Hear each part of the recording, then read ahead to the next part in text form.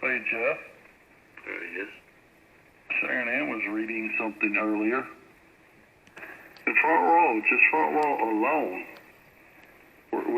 we've got a shortage of about 30 doctors. I would imagine they have problems getting paid up there. That's why nobody wants to go up there. That's why when you call and you get an appointment and it's several months out before you can get in anywhere, and well, I know we don't have nowhere near the doctors that we really need in this area. They don't. They get more patients and everything else down here, and guarantee getting paid and all, so they just come over this way. Oh yeah, I'm sure of that. They don't? Yeah. I was talking to a buddy of mine, because we was talking about he's got a foot swelling problem too, and his doctor told him to go to GNC and get him a bottle of nitric oxide. Really? Yep. And he said he started taking them. He takes one a day, and he said, man, I feel so much better, and he said the swellings went down. He said it took it about a week and a half, but he said it's starting to go down, and I guess the nitric oxide expands your blood vessels or something. I don't know.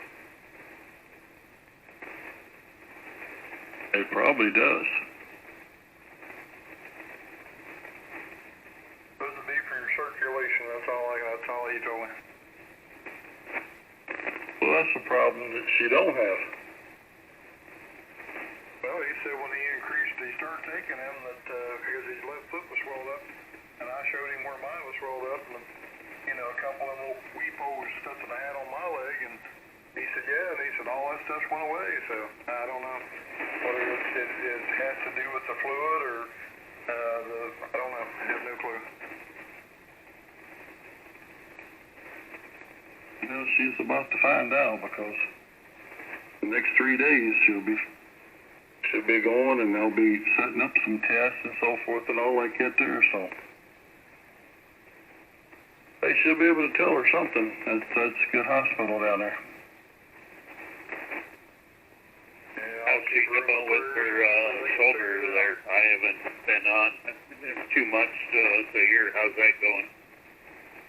Do it again, John. How's the wife's shoulder coming along? Oh, the shoulder's doing okay. She hasn't really started no physical therapy yet, but that's one of the appointments in the next couple of days. She's got to go back, and I suspect that she's going to have to start doing PT, but the bigger problem there is the swelling in her feet and her legs and ankles and all there. My God, they've been swollen, and I mean continue to swell in the last 3 weeks, and they put her on Lasix, and that didn't do it, and they put her on another type of fluid pill, and that's not doing it. So she got an appointment to go see a cardiologist down there and just make sure her heart's okay, Maybe, congestive heart failure or something like that's causing all the swelling in the legs, so got to check that first and see if that's okay, and I guess the next step is actually go to one of the kidney doctors, whatever you call them, and check her kidneys and make sure all that's working like it should, and I guess, just whatever the steps they're going to have to do to find out what's causing the problem. Yeah, that don't sound too good, but hopefully they can find out what's going on there and take care of it. Get her out. Oh, yeah, yeah. Hey, Don. They are. I had a good conversation with my doctor a few months ago about the shortage of doctors. My people call me up and they'll say, yeah, Dad, one of the kids, they have to go in and see somebody, and it's like 5 or 6 months. And I asked him about it, and the two answers he gave me, but I thought about it, made a lot of sense. He said, number one, he said 20, 30 years ago, anybody who wanted to be a doctor, and they wanted to make money, they came to this country. Now, there are other places in the world, in the Middle East and all, where they can make a ton of money. They don't have to come here anymore. The second thing is that, and it's, you would think it hits the areas where there's maybe less money, but the areas where there's a lot of money, the big cities, the wealthy towns, the doctors are becoming what they call concierge doctors.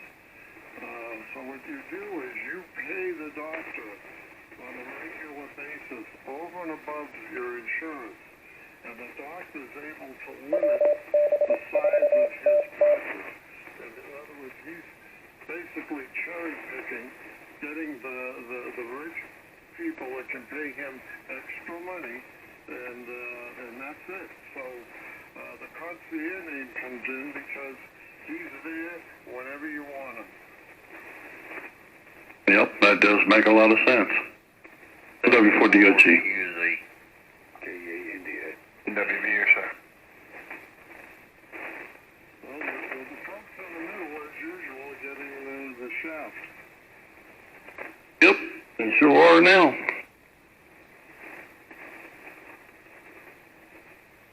If you come across illegally, you get free medical. If you're very rich, you get whatever you want.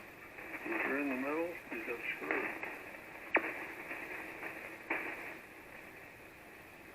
Yep, ain't no doubt about that. That's basically what's happening here. I mean, all of our good doctors are leaving for the bigger cities, to where they can make money. Yeah, that seems to be the new thing, this concierge thing. They can make money on top of money. They don't have to just think of the insurance anymore.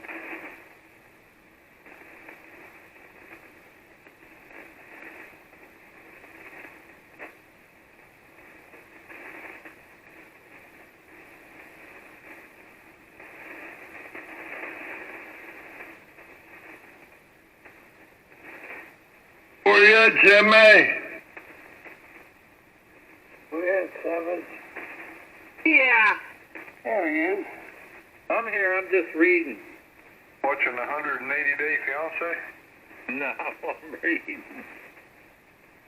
What, it's down to, instead of 90 day, they doubled it? No, I've just been reading. I was sharing in, Jimmy was telling me, IAC had another layoff. They're down to 50 people now. Man, all the way down to 50. Yeah, it won't be around much longer. Oh my gosh, that's crazy.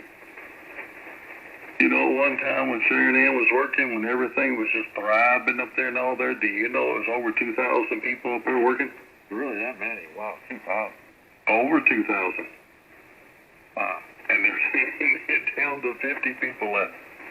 It ought to tell you that the auto industry is going to crap. Yep. Man. Never thought that would happen up there. No, never. Because that tied in with, they were tied in with Ford and GM and all of them, and Volvo and... When she first started working up there,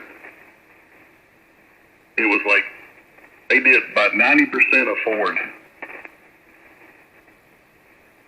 And over the years, I mean, you know, they branched out, doing a little bit of General Motors, and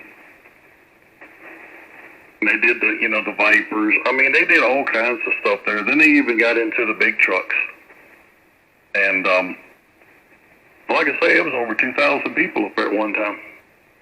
That's crazy, yeah. Yep.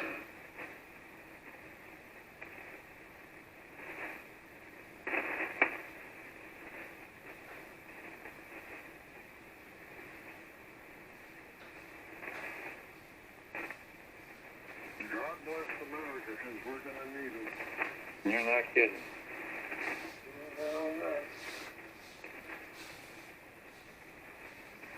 I'd say one of these mornings we're going to wake up and you're going to turn on the TV and they're going to say, the stock market has